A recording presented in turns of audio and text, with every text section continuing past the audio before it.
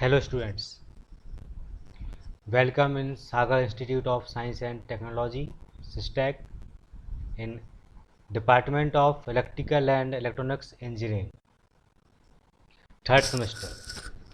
Your subject is Electrical Measurement and Instrumentation. Subject code is EX303. Myself Professor Sitaram Rakwal, and I am teaching you a electrical measurement and instrumentation subject. Course objectives: electrical instrumentation and measurement subject का course objective क्या होता है? The primary objective of this course is to introduce operation principles of instrument technology related to measurement and to have an adequate knowledge in measurement technique. इस subject में हम electrical engineering में use होने वाले different instruments की हम study करेंगे और उनका यूज, उनका application related to electrical technology. For example, voltage, current, power and energy always be studied about resistance, frequency, power factor also. Course content: electrical instrumentation and measurement. इस subject में हम अलग अलग टॉपिक जो कि आपके अलग अलग यूनिट्स में आएंगे।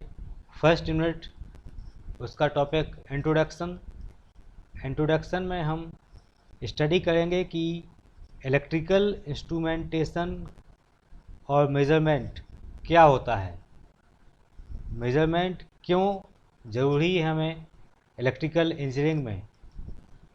ऑलवेज हम जानते हैं कि मेजरमेंट के बिना कोई सी भी साइंस की ब्रांच हो, हम उसकी स्टडी वैल्यूएबल तरीके से नहीं कर सकते। इसलिए हमें मेजरमेंट और इंस्ट्रूमेंटेशन सब्जेक्ट को पढ़ना पड़ता है। इसमें हम फर्स्ट टॉपिक हमारा रहेगा गैल्वेनोमीटर। इसमें हम different types of ammeter and voltmeter की स्टडी करेंगे। ये हमारा नेक्स्ट टॉपिक होगा। इसमें गैल्वेनोमीटर्स के टाइप, गैल्वेनोमीटर्स कैसे काम करता है, उसका कंस्ट्रक्शन कैसे होता है, और different types of ammeter and voltmeter. कुछ अमीटर्स ऐसे होते हैं जो एसी वोल्टेज का मेजरमेंट करते हैं और कुछ अमीटर ऐसे होते हैं जो डीसी वैल्यूज़ का मेजरमेंट करते हैं, डीसी वोल्टेज का मेजरमेंट करते हैं। और कुछ अमीटर वोल्टमीटर ऐसे होंगे जो एसी पर भी काम करेंगे और डीसी पर भी काम करेंगे। Means some ammeter and voltmeter are used in both of measurement, AC as well as DC measurement. Next रहेगा हमारा इंस्ट्रूमेंट ट्रांसफॉर्मर। ट्रांसफॉर्मर क्या होता है, यह हम 12th क्लास की फिजिक्स में पढ़ चुके हैं। ट्रांसफॉर्मर बेसिकली इलेक्ट्रिकल मशीन और device which convert AC voltage to different level of AC voltage। यह वोल्टेज के लेवल को स्टेप अप और स्टेप डाउन करता है। बेसिकली ट्रांसफॉर्मर इलेक्ट्रिकल एनर्जी को इलेक्ट्रिकल एनर्जी में ही कन्वर्ट करता है, इसलिए हम इसको मशीन भी बोलते हैं। और ये एसी पर काम करता है। मींस एसी इनपुट देंगे तभी ट्रांसफॉर्मर आपको एसी आउटपुट देता है। ट्रांसफॉर्मर डीसी पर काम नहीं करता। अब ट्रांसफॉर्मर का यूज हम इंस्ट्रूमेंट में कैसे करेंगे? कुछ इंस्ट्रूमेंट्स ऐसे होते हैं जो कम रेंज पर काम करते हैं। सपोज हम जानते हैं कि हमारे घर में जो सप्लाई वोल्टेज आ रहा है वो अबाउट 230 वोल्ट है। 230 वोल्ट हमारे घर में या डोमेस्टिक पर्पज़ के लिए सप्लाई वोल्टेज होता है उसकी रेंज 230 वोल्ट होती है।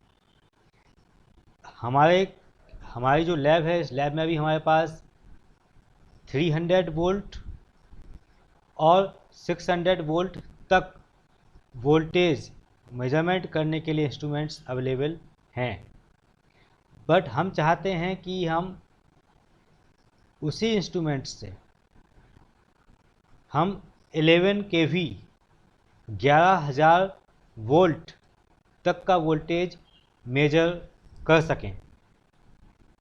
तो उसके लिए हमें स्टेप डाउन ट्रांसफार्मर की ज़रूरत होती है।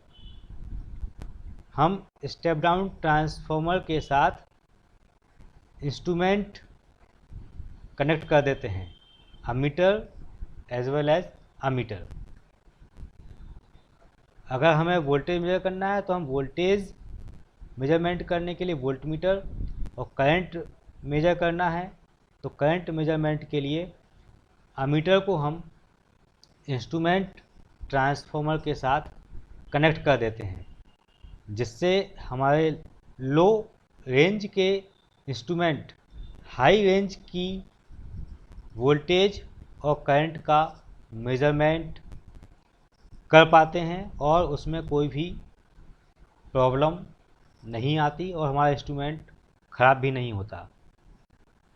तो ऐसे ट्रांसफार्मर जो मेजरमेंट में इंस्ट्रूमेंट्स के साथ यूज होते हैं उनको हम बोलते हैं इंस्ट्रूमेंट ट्रांसफार्मर।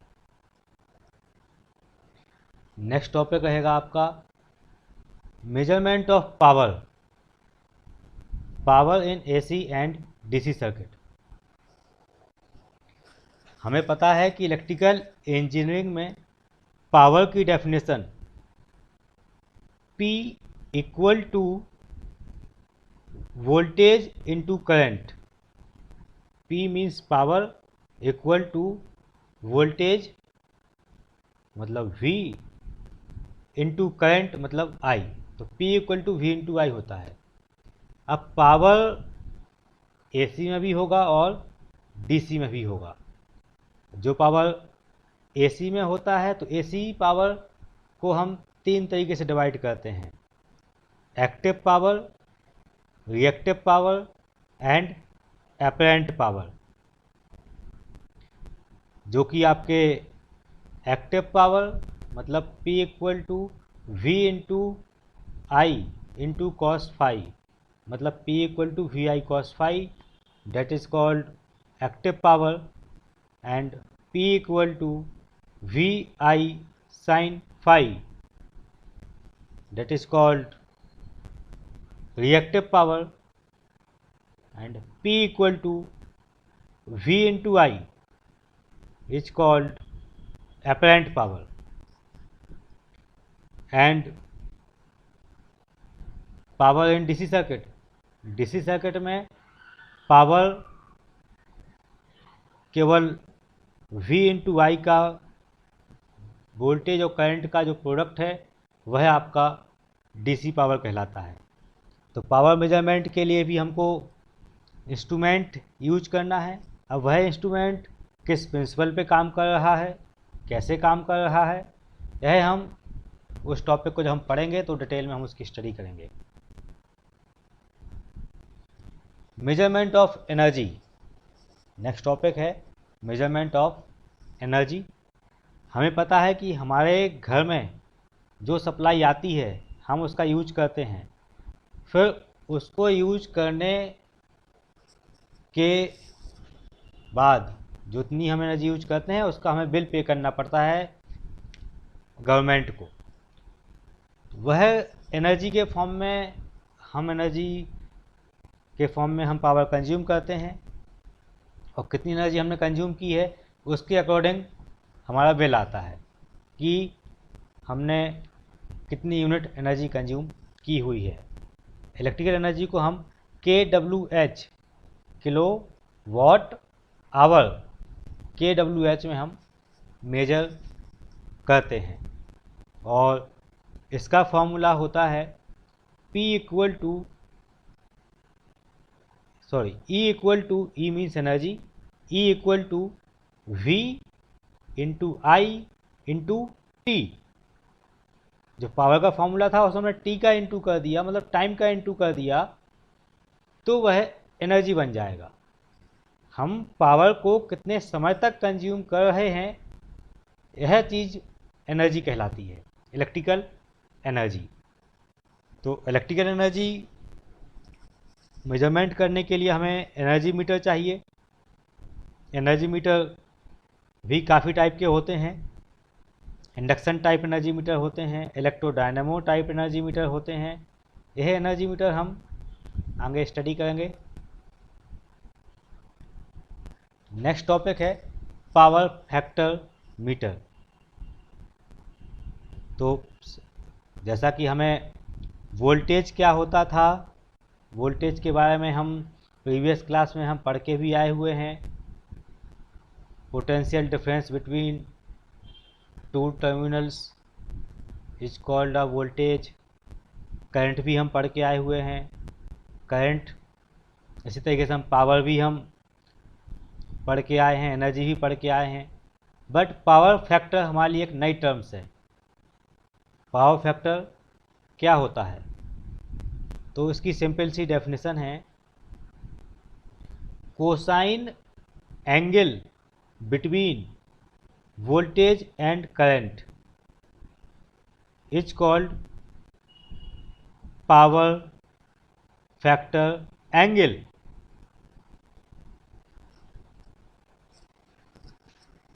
अब हम जब पावर फैक्टर की बात करते हैं तो पावर फैक्टर का फॉर्मूला होता है कॉस फाई।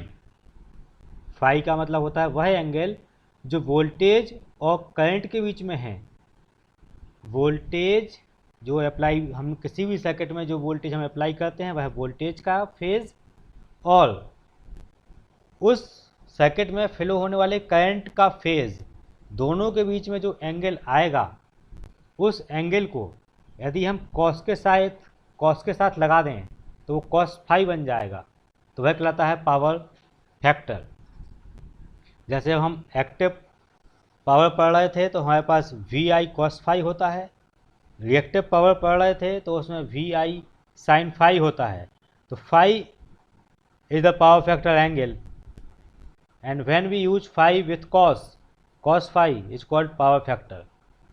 तो डिफरेंट सर्किट के लिए, डिफरेंट इलेक्ट्रिकल एलिमेंट्स के लिए,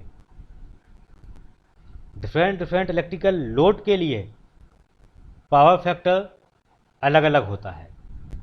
जैसे अगर रेजिस्टिव लोड है तो रेजिस्टिव लोड में पावर फैक्टर यूनिटी होता है, मतलब वहाँ आपको कॉस फाई की वैल्यू 1 मिलेगी। अगर रिएक्टिव पावर फैक्टर है, अगर रिएक्टिव लोड है तो आपका पावर फैक्टर लैगिंग मिलेगा। वहाँ पर आपको कॉस फाई की वैल्यू नीचे साइड मिलेगी। वहाँ पर वोल्टेज से करंट लैगिंग पे होगा, मतलब करंट पीछे होगा, वोल्टेज आगे होगा। तो यहाँ पर कहलाता है आपका लैगिंग पावर फैक्टर। अगर कैपेसिटिव लोड है तो उसमें करंट वोल्टेज से आगे होगा। यहाँ पर वोल्टेज पीछे होता है, करंट आगे होता है, जिसको हम बोलते हैं लीडिंग पावर फैक्टर। तो unity power factor, lagging power factor, leading power factor, इसको मेजर करने के लिए भी हमारे पास मीटर होते हैं, जिनको हम पावर फैक्टर मीटर बोलते हैं। और वह मीटर का कंस्ट्रक्शन क्या है, उसका वर्किंग प्रिंसिपल क्या है, वह कैसे काम करता है, इन सब चीज़ों को हम theoretically as well as practically भी परफॉर्म करते हैं। तो जब भी हम लैब में आएंगे तो हम इनके प्रैक्टिकल ही परफॉर्म करेंगे। नेक्स्ट है इसमें फ्रीक्वेंसी मीटर। अब फ्रीक्वेंसी टर्म से आप लोग अवेयर होंगे, आपने पढ़ा है फ्रीक्वेंसी, हम इसको हिंदी में आवृत्ति भी बोलते हैं। फ्रीक्वेंसी का मतलब होता है number of complete cycle in a second. आपकी जो एसी क्वांटिटीज़ होती हैं, एसी मीन्स अल्टरनेटिंग क्वांटिटीज़ जितनी भी होती हैं, उन क्वांटिटीज़ में जो फ्रीक्वेंसी या जो उनकी जो वेव फॉर्म बनती है, उस वेव फॉर्म में एक पॉजिटिव हाफ साइकिल ऊपर होता है, नेगेटिव हाफ साइकिल नीचे होता है। तो पॉजिटिव हाफ साइकिल और नेगेटिव हाफ साइकिल मिलकर एक कंप्लीट साइकिल बनाते हैं। इस तरीके से कंप्लीट साइकिल एक सेकंड में कितनी बार होती हैं, वह कहलाता है उस क्वांटिटी की फ्रीक्वेंसी। सपोज वोल्टेज है, तो वोल्टेज की फ्रीक्वेंसी हमें पता है कि in India frequency of voltage, AC voltage is 50 hertz, means in a second AC waveform complete 50 cycle in a second। एक सेकेंड में 50 साइकिल कंप्लीट होते हैं, वो होता है फ्रीक्वेंसी। अब फ्रीक्वेंसी मीटर, तो वहाँ पर डिफरेंट डिफरेंट क्वांटिटीज़ होंगी और उन क्वांटिटीज़ को हमें मेजर करना है कि उनकी फ्रीक्वेंसी क्या है। तो उसके लिए हमारे पास फ्रीक्वेंसी मीटर होते हैं। इसका भी हम कंस्ट्रक्शन, वर्किंग प्रिंसिपल और इसकी एप्लीकेशंस ये भी हम पढ़ेंगे। नेक्स्ट है रेजिस्टेंस मेजरमेंट। अब रेजिस्टेंस भी हम सबको पता होता है। Resistance is the property of the material which oppose the flow of current। Resistance material की प्रॉपर्टी होती है जिसकी वजह से वह मटेरियल उसमें फ्लो होने वाले करंट का अपोज करता है। अब रजिस्टर और रेजिस्टेंस में थोड़ा सा डिफरेंस होता है। रजिस्टर हम उस मटेरियल को बोलते हैं जो कि करंट का अपोज कर रहा है, और करंट का अपोज कर रहा है तो उसकी ये प्रॉपर्टी है, तो उस प्रॉपर्टी को बोलते हैं हम रेजिस्टेंस। रेजिस्टेंस मेजरमेंट हमें क्यों ज़रूरी होगा? क्योंकि इलेक्ट्रिकल इंजीनियरिंग में रेजिस्टेंस अलग अलग टाइप के होते हैं, डिफरेंट टाइप्स के होते हैं। Low resistance, medium resistance, high resistance. कुछ रेजिस्टेंस की वैल्यू 1 ओम, 2 ओम, 3 ओम, 5 ओम, मतलब यूनिट्स में होती है, 1 ओम, 2 ओम, 3 ओम। अब कुछ रेजिस्टेंस टेंस में होते हैं, 10 ओम, 20 ओम, 30 ओम। कुछ हंड्रेड्स में होते हैं, 100 ओम, 200 ओम। कुछ थाउजेंड्स में होते हैं, 1000, 2000, 3000। कुछ मेगा ओम में होते हैं, किलो ओम में होते हैं। तो अलग अलग रेजिस्टेंस को मेजर करने के लिए हमें अलग अलग टाइप के मेजरमेंट, रेजिस्टेंस मेजरमेंट करना पड़ते हैं। तो जैसे हमारे पास केल्विन डबल ब्रिज मेजरमेंट होता है, व्हीटस्टोन ब्रिज मेजरमेंट होता है, और हाई रेजिस्टेंस मेजरमेंट करने के लिए हमारे पास मेगर होता है। इसी तरीके से हम अर्थ रेजिस्टेंस भी मेजर करते हैं। तो ये सारी चीज़ें हमारे पास आती हैं जो कि हम नेक्स्ट क्लास में पढ़ेंगे जब भी हमारे पास ये टॉपिक आएगा आगे। Magnetic measurement. अब मैग्नेटिक मेजरमेंट, इसमें हमें मैग्नेटिक फ्लक्स और मैग्नेटिक फील्ड का मेजरमेंट करना होता है। मैग्नेटिक फ्लक्स क्या होता है? जैसा कि डेफिनेशन होती है इसकी, total number of magnetic lines produce by the magnet is called magnetic flux, phi. इसको हम फाई से डिनोट करते हैं। इसी तरीके से magnetic density B, capital B, density का मतलब होता है total number of magnetic lines per unit area, एक यूनिट एरिया में कितनी लाइन्स है वह वहाँ की डेंसिटी होती है। तो मैग्नेटिक मेजरमेंट के लिए भी हमारे पास इंस्ट्रूमेंट्स होते हैं, हम इनका भी यूज करते हैं और हम जब इसकी क्लास आएगी हम इसकी स्टडी करेंगे। Introduction, electrical and electronics engineering में आपका जो सब्जेक्ट है इलेक्ट्रिकल मेजरमेंट एंड इंस्ट्रूमेंटेशन, इसका इंट्रोडक्टरी पार्ट है। Measurement is the act or the result of a quantitative comparison between a given quantity and a quantity of the same kind chosen as a unit। मतलब measurement एक act है जिससे हमारे पास दो quantity होती हैं। एक क्वांटिटी जिसकी वैल्यू हमें पता होती है, जिसको हम स्टैंडर्ड क्वांटिटी बोल देते हैं। एक क्वांटिटी जिसकी वैल्यू हमें पता नहीं होती, फिर हम दोनों का कंपैरिजन करते हैं और जब दोनों का कंपैरिजन करते हैं तो हमें उसके कंपेयर में वैल्यू की मैथमेटिकल, जो भी हमारे पास क्वांटिटी है उसकी मैथमेटिकल वैल्यूज हमें मिल जाती है, तो उसे हम बोलते हैं मेजरमेंट।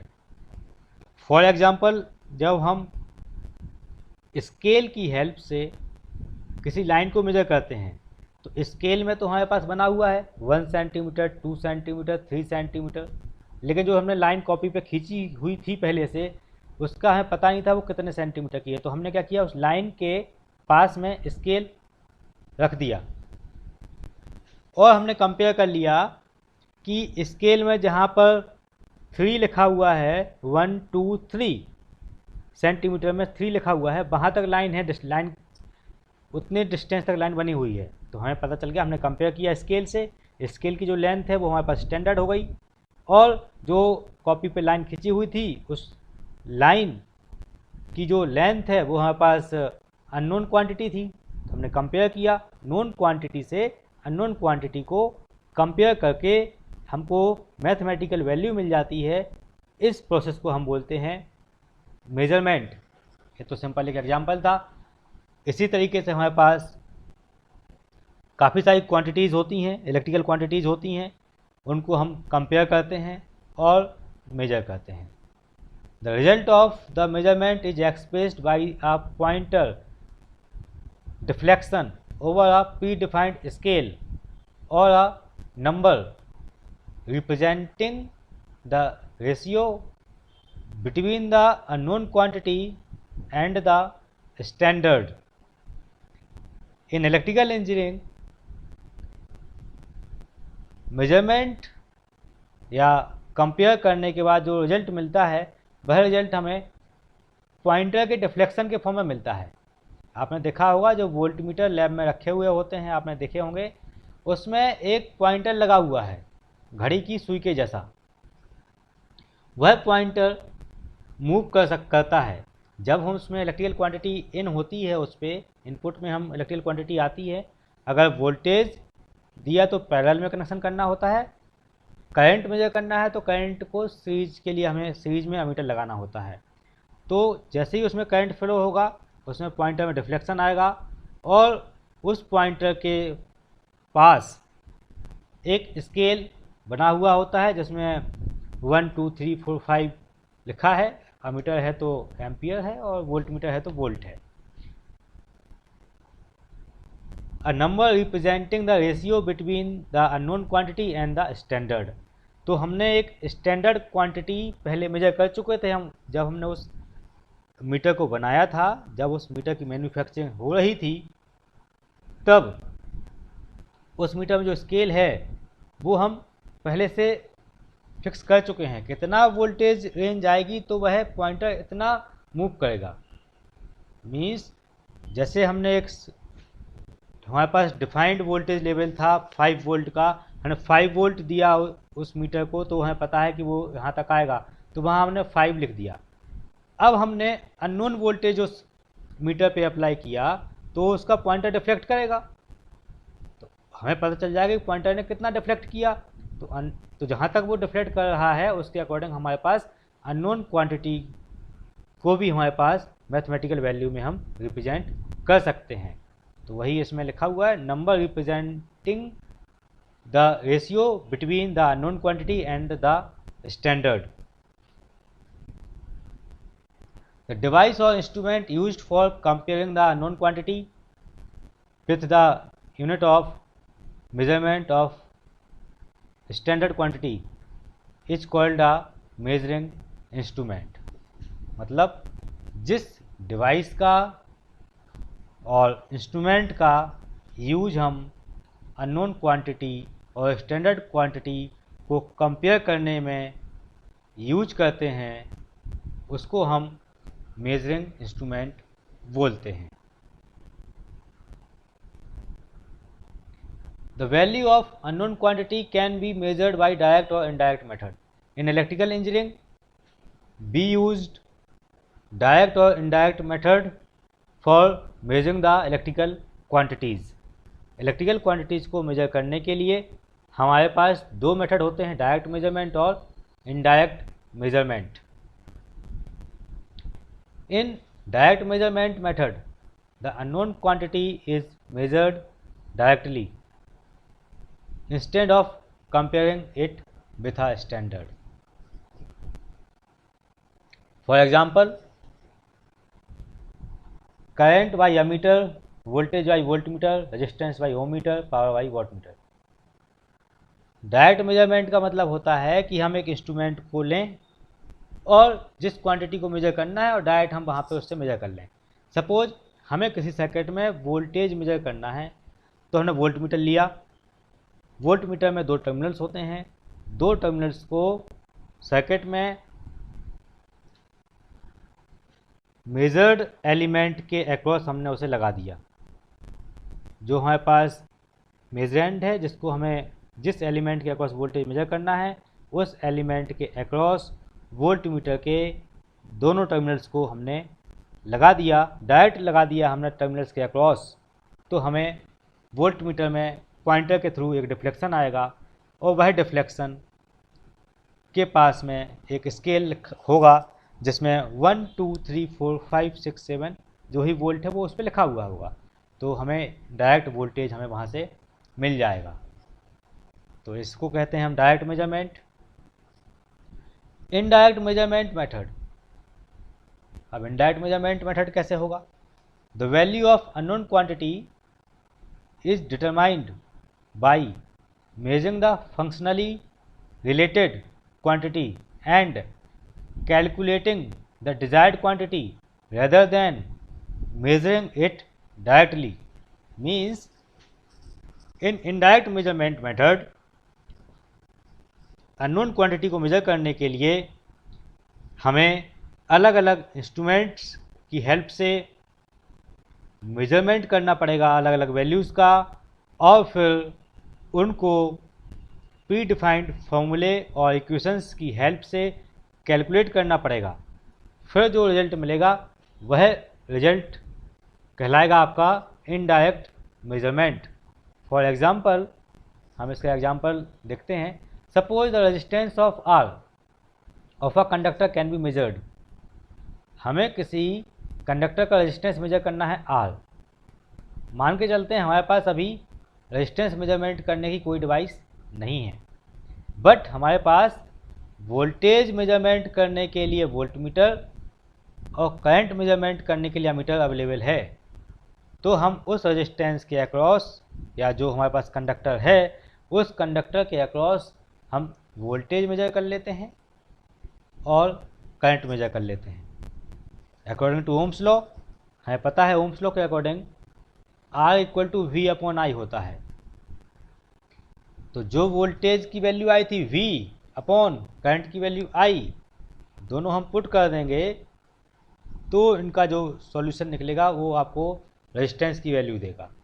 इस तरीके के जो मेजरमेंट होंगे इन्हें हम बोलेंगे इनडायरेक्ट मेजरमेंट। नेक्स्ट टॉपिक जो हम पढ़ेंगे नेक्स्ट क्लास में वह है galvanometer. Thank you for today class.